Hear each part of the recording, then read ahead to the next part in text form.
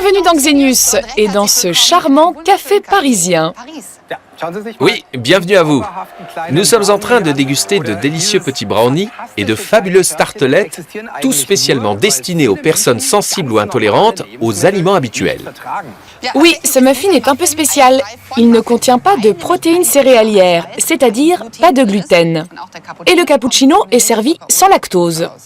C'est le principe de ce café qui ne sert que des produits sans lactose et sans gluten. À l'avenir, ce genre de commerce va sans doute se développer car la demande pour des aliments spécialisés est de plus en plus forte. Un Allemand et un Français sur 5 ne digèrent pas le lactose qui occasionne chez eux des maux de ventre et des troubles du transit. Mais bien souvent pour les médecins, il est difficile d'établir un diagnostic avec certitude, car il existe peu de tests d'intolérance alimentaire reconnus par les services de santé. Seuls quelques-uns sont vraiment fiables, le test d'intolérance au fructose et au lactose par exemple. Pourquoi certaines intolérances sont-elles si difficiles à identifier? C'est ce que nous allons essayer de comprendre aujourd'hui. Et nous commençons par le gluten, soupçonné d'être à l'origine de nombreux problèmes de santé. Bonjour. Bonjour. Barbara Bies se rend à l'hôpital universitaire de Mayence. Pendant 3 jours, elle va participer à une étude qui permettra de développer un test pour diagnostiquer l'intolérance au gluten.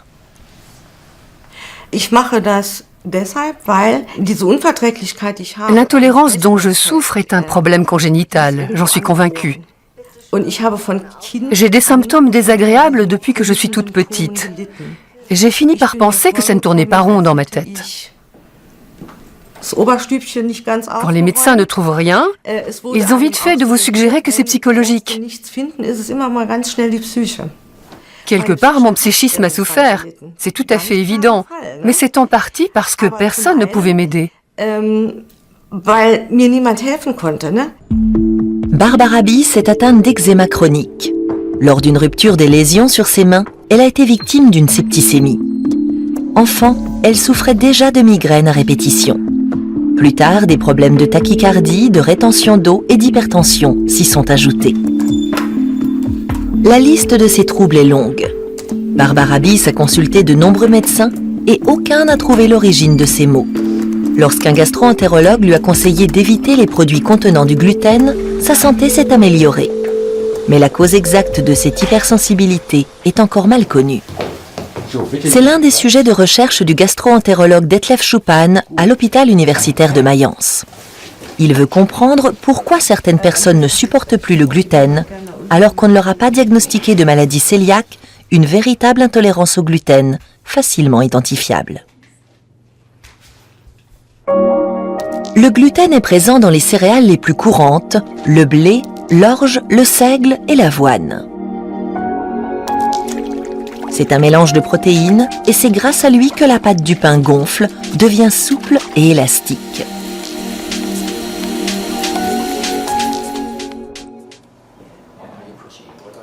Une sensibilité au gluten peut avoir de multiples origines, et celles-ci sont très difficiles à déceler. Detlef Schupan est d'abord parti sur une mauvaise piste. Nous avons d'abord pensé que le responsable était le gluten, comme dans le cas de la maladie cœliaque.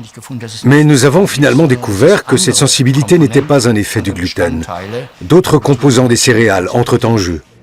Les ATI, des enzymes chargées de la digestion des glucides et des protéines. Dans la nature, elles permettent aux céréales de lutter contre les insectes. Chez l'être humain, les ATI peuvent provoquer des inflammations intestinales. Ces inflammations intestinales sont relativement faibles. Mais les cellules inflammatoires activées émigrent très rapidement dans ce que l'on nomme la périphérie, c'est-à-dire les ganglions lymphatiques, à l'extérieur de l'intestin. C'est là qu'elles ont une activité de premier plan et peuvent renforcer sensiblement d'autres maladies inflammatoires. Si Detlef Schupan parvient à détecter dans le sang les marqueurs de l'inflammation causée par les ATI, il pourra développer un test de dépistage fiable.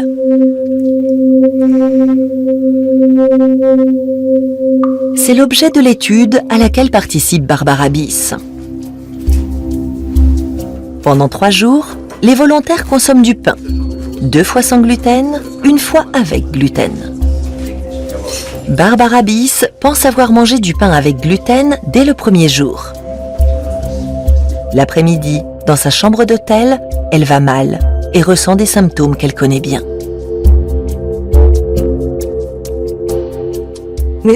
J'ai la tête embrumée, comme si j'étais dans du coton, et que je voyais tout à travers un nuage.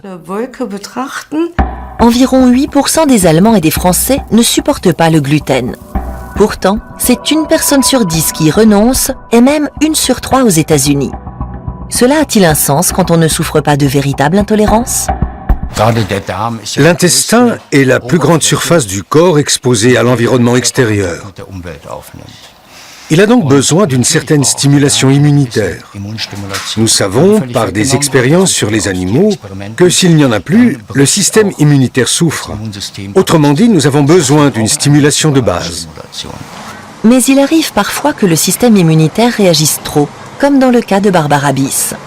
C'est pourquoi elle doit renoncer aux céréales contenant du gluten.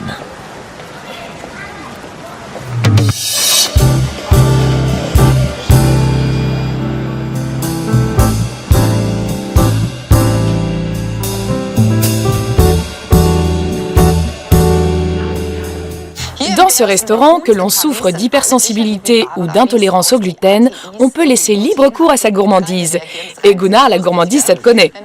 Ici, c'est 0 gluten et 0 lactose.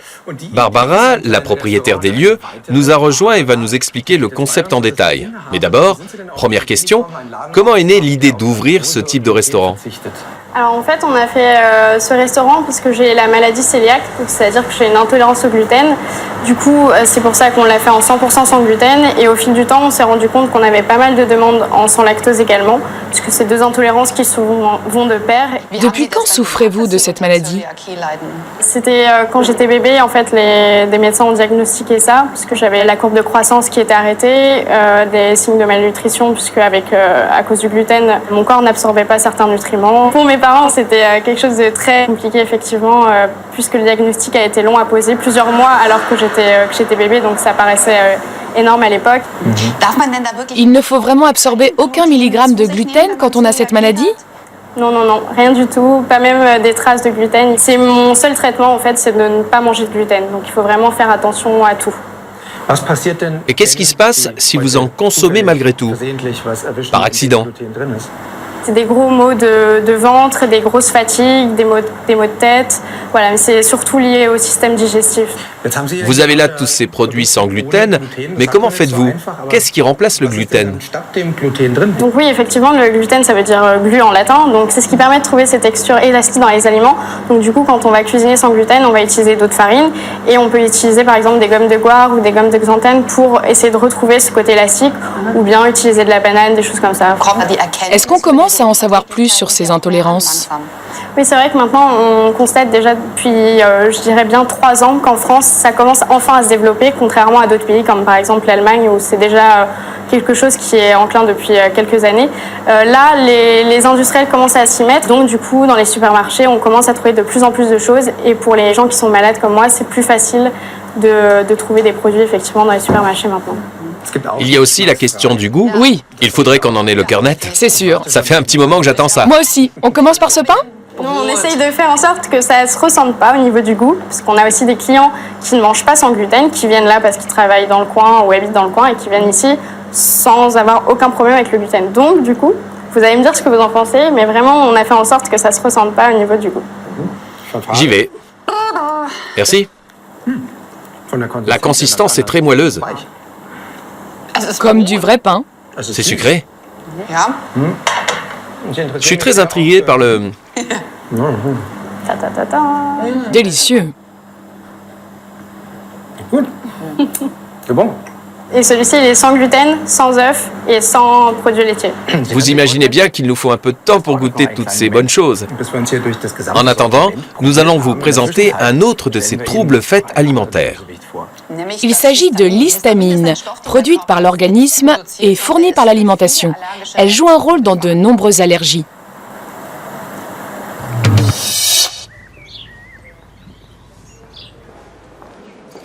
Jürgen Heitner pense souffrir d'une intolérance à l'histamine. Mais les médecins ne le prennent pas au sérieux jusqu'à ce qu'il consulte le gastro-entérologue Martin Reitel à l'hôpital Sankt Marien à Erlangen, dans le nord de la Bavière. J'y ai pensé parce que j'avais sans cesse les sinus congestionnés. Et j'ai remarqué qu'après avoir bu du vin rouge ou mangé du saucisson, le lendemain, cela empirait. L'histamine se forme lors de la maturation et de la fermentation des aliments lorsque les protéines sont en transformation. Certains aliments en contiennent beaucoup, la charcuterie, les fromages affinés, la choucroute et le vin rouge. Normalement, l'histamine est détruite dans l'intestin sous l'action d'une enzyme, la diaminoxydase. Si le corps produit trop peu de cette enzyme, ou si son activité est affaiblie, seule une partie de l'histamine est supprimée. Le reste se répand dans le corps par le sang et peut provoquer divers troubles. Migraines, vertiges, gonflement des muqueuses, tachycardie, urticaire ou diarrhée. Le problème est que l'intolérance à l'histamine est encore largement méconnue. Il n'existe aucun test permettant de détecter clairement une perturbation de l'enzyme responsable de sa destruction. Ce qui pousse beaucoup de personnes concernées à se renseigner sur Internet où les informations ne sont pas toujours fiables.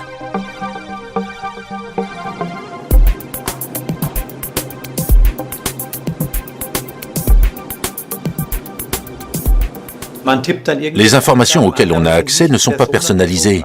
Elles ne sont pas adaptées à la situation de chacun, ce qui déstabilise beaucoup de patients. Trouver le bon conseil sur Internet revient à chercher une aiguille dans une botte de foin. Il y a un peu plus de 4 ans, Jürgen Heitner pratiquait le marathon à vélo. Mais un jour, après une dizaine de kilomètres seulement, il ne se sent pas bien. Il s'arrête. Le lendemain, il est malade. Longtemps, il est sujet à des infections récurrentes. Finalement, il s'est avéré que j'avais un kyste à une dent. On a mis du temps à le découvrir. Il a fallu presque 2 ans avant qu'un orthodontiste l'extrait. Et à cette époque, j'ai dû prendre des antibiotiques au moins 4 ou 5 fois par an. Bien que le kyste ait été éliminé, cela ne va pas mieux. Jürgen a des douleurs dans les articulations et une inflammation chronique des sinus. Une collègue lui suggère qu'il pourrait souffrir, comme elle, d'une intolérance à l'histamine. Jürgen saura bientôt ce qu'il en est. Il doit subir plusieurs examens à l'hôpital. Démasquer une intolérance à l'histamine passe par des investigations complexes. L'histamine joue également un rôle dans d'autres maladies, les allergies par exemple. C'est pourquoi Jürgen doit se soumettre à des tests cutanés. Car souvent, derrière une intolérance à l'histamine se cachent de graves allergies. Effectivement, l'allergologue Vera Mahler de l'hôpital universitaire d'Erlangen constate que Jürgen réagit à la tomate, à l'orange et à un agent conservateur. Jürgen doit également passer une échographie ainsi qu'un examen endoscopique de l'estomac et de l'intestin. Le gastro-entérologue Martin Reitel recherche des inflammations au niveau intestinal. Car quand l'intestin est enflammé, l'activité de l'enzyme chargée d'éliminer l'histamine est également perturbée. Mais le médecin ne trouve aucune anomalie. Jürgen prend ensuite 50 mg d'histamine. C'est ce qu'on appelle un test de provocation. L'histamine peut provoquer de nombreuses réactions, une crise d'asthme par exemple. Elle peut aussi déclencher des troubles du rythme cardiaque ou faire chuter la tension artérielle. Très vite, d'importants effets sur la circulation sanguine peuvent survenir. Heureusement, Jürgen n'a pas de réaction aussi violente. Mais sa peau rougit, il a mal à la tête et son nez commence à couler. Résultat des tests, Jürgen est intolérant à l'histamine. Voilà, monsieur Heitner, nous aurons bientôt tous vos résultats. Bien. Les biopsies du gros intestin et de l'intestin grêle montrent que vous avez effectivement trop peu de ces enzymes qui détruisent l'histamine. Jürgen se voit prescrire une alimentation pauvre en histamine. Pendant 2 semaines, il n'aura droit qu'à des carottes et des pommes de terre. Ensuite, aidé par un diététicien, il pourra lentement varier ses menus. Ce sont les légumes fraîchement cuits qui contiennent le moins d'histamine. Plus un plat est maintenu au chaud, plus il s'y forme d'histamine. Depuis qu'il sait ce qu'il peut manger, Jürgen va mieux. Il espère bien récupérer dans les prochaines semaines et retrouver la forme. Nous souhaitons bien sûr un très prompt rétablissement à Jürgen. Quand les gens souffrent d'intolérance, ils doivent généralement se soumettre à toute une batterie de tests pour savoir ce qui se passe exactement. Et pour la plupart de ces tests, on peut se demander s'ils sont vraiment utiles. Certains sont même en vente sur Internet et à des prix exorbitants, jusqu'à 900 €. Nous allons rencontrer ici à Paris le docteur Habib Chaban qui a passé ses tests au crible.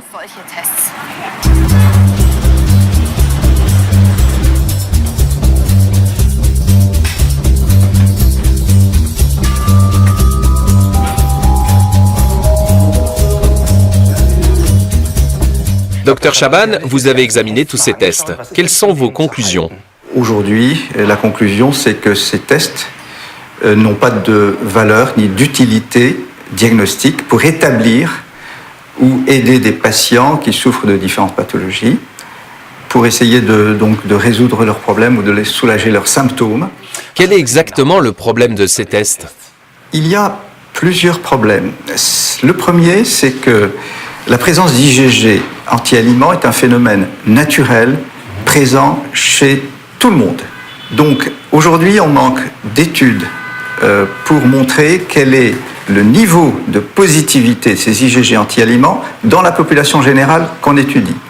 Avant de pouvoir proposer le test, il faut connaître quelle est sa valeur à faire la différence entre les gens qui souffrent de maladie et ceux qui ne souffrent pas de pathologie et qui auraient ce test positif. Deuxièmement, une bonne partie de ces études a été faite en ouvert, c'est-à-dire qu'il n'y a pas forcément un suivi qui permette de faire une étude contre placebo. Pouvez-vous nous en montrer un? Voici par exemple quelques résultats de patients qui sont venus consulter avec ces résultats-là qui ont été faits par des laboratoires en France. Ces résultats, quand on en regarde un certain nombre, bien on s'aperçoit que finalement on trouve très souvent les mêmes choses. Par exemple, vous allez toujours trouver le lait positif, les protéines de blé qui sont positives, éventuellement l'œuf. Et ça, c'est très courant parce que si vous prenez dans la population générale, eh bien, ça a été démontré par des études qui ont été faites uniquement chez les personnes saines qui n'ont aucun problème. Eh bien, on trouve jusqu'à 90 voire 98% de positivité des IgG contre les protéines de lait, par exemple. Il n'est pas remboursé. C'est un test qui coûte cher et dont le résultat, malheureusement, n'est pas à la hauteur des espérances. Il faut comprendre que ces patients sont en attente de trouver quelque chose. Dès lors que vous leur trouvez quelque chose de positif, ils sont contents. Un certain nombre de patients nous disent « je vais mieux depuis que j'ai supprimé ceci ou cela ». Il y a bien entendu d'abord un effet probablement placebo important. Deuxièmement, il est évident qu'on va être obligé de préparer soi-même beaucoup de nourriture et donc manger probablement de manière différente et peut-être plus saine et éviter tout un tas d'additifs, ce qui fait que les patients se sentent mieux forcément. Que conseilleriez-vous aux patients? Il y a des tests qui sont aujourd'hui performants et dont un certain nombre sont remboursés par la Sécurité sociale et qu'il faut utiliser en première intention pour aider ces patients. Il y a un test qui est reconnu et qui a une très grande valeur diagnostique pour rechercher l'intolérance au lactose. De la même façon, il y a d'autres tests spécifiques pour rechercher une intolérance à d'autres sucres comme le glucose ou le fructose. Ensuite, il y a d'autres méthodes que les personnes qui s'occupent de nutrition connaissent, de simples évictions, réintroduction d'aliments, par exemple, permet d'établir la responsabilité ou pas d'un aliment plutôt que d'aller dépenser de l'argent inutilement avec des tests qui, de toute façon, peuvent être positifs chez tout le monde. Merci de nous avoir reçus. Il existe beaucoup d'intolérances ou sensibilités alimentaires et elles ne sont pas encore suffisamment étudiées. Mais la recherche scientifique avance. À Kiel, dans le nord de l'Allemagne, une chercheuse s'y intéresse tout particulièrement. Grâce à une méthode unique au monde, elle a trouvé une explication étonnante au syndrome du côlon irritable. Quand j'étais petite déjà, j'avais souvent des maux de tête et j'étais régulièrement prise de vomissements. C'était surtout après le petit déjeuner quand je partais à l'école. Avec les années, la situation s'aggrave. Devenue adulte, Anna Warink souffre d'œdème au visage et d'éruptions cutanées. Quand elle se met à jeûner et n'absorbe plus que des bouillons de légumes, il devient évident que l'alimentation joue un rôle. Les symptômes disparaissent. J'avais essayé plein de choses. J'ai arrêté le lait et puis j'ai abandonné différents aliments. J'ai tout essayé, mais rien n'était vraiment probant. À aucun moment je ne pouvais dire « c'est ça ». Et j'avais tant de symptômes. Maux de gorge, boutons, démangeaisons, des vomissements, des diarrhées. Il y en avait tellement. Personne n'a jamais réussi à découvrir la cause de ces symptômes. De longues années d'errance médicale.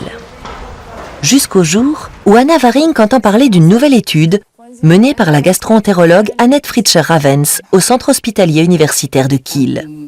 Elle décide d'y participer.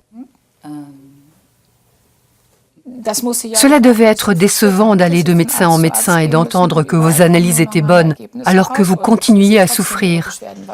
Comment avez-vous vécu cela? C'est effectivement frustrant. Mais on se console. On se dit « bon, je peux continuer à manger tout puisque rien n'a été trouvé ». Annette Fritscher-Ravens développe des techniques d'exploration de l'intestin. Elle ne se préoccupe pas des intolérances alimentaires jusqu'à ce qu'elle commence à s'intéresser au côlon irritable. Aussi loin que je me souvienne, en gastro-entérologie, il y a toujours eu des jeunes filles qui arrivaient avec un gros ventre ballonné et qui disaient « j'ai mal au ventre ». On leur faisait une coloscopie, une prise de sang, on mettait en route beaucoup d'examens et tout était normal. On les renvoyait à la maison en leur disant « vous n'avez rien ». Lorsqu'Annette Fritscher-Ravens examine des coloscopies d'enfants présentant des intolérances alimentaires, des points rouges attirent son attention. De toutes petites inflammations de la muqueuse intestinale. Les mêmes que chez les adultes souffrant du syndrome du côlon irritable. Ces colorations rouges la font réfléchir, mais autre chose la met sur la voie. J'avais en consultation une jeune fille de 17 ans avec un ventre gonflé, énorme. En la voyant, j'ai d'abord pensé qu'elle était enceinte de 5 mois. Mais ce n'était pas le cas et tout était normal. Et là, j'ai eu un déclic. Il y a toujours un moment dans la vie où une goutte d'eau fait déborder le vase. Je me suis dit, ce n'est pas possible, il faut chercher plus loin. La gastro-entérologue décide de mener une expérience. Elle sélectionne des aliments susceptibles de provoquer une réaction. Lait, soja, œufs, levure et blé qui seront vaporisés sur la muqueuse intestinale d'un volontaire. Avant l'opération, on lui administre un produit de contraste. Ainsi, quand la gastro-entérologue fera sa recherche à l'endomicroscope, elle pourra observer ce qui se passe dans les cellules de la muqueuse. C'est une machine équipée d'une lumière laser bleue.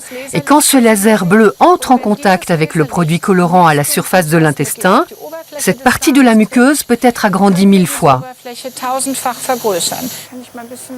Le développement de cette méthode d'investigation a duré près de 2 ans. Annette Fritscher-Ravens introduit le tube avec le microscope et le laser dans l'œsophage du patient jusqu'au duodénum. Elle vaporise ensuite, l'un après l'autre, les aliments sur la muqueuse de l'intestin.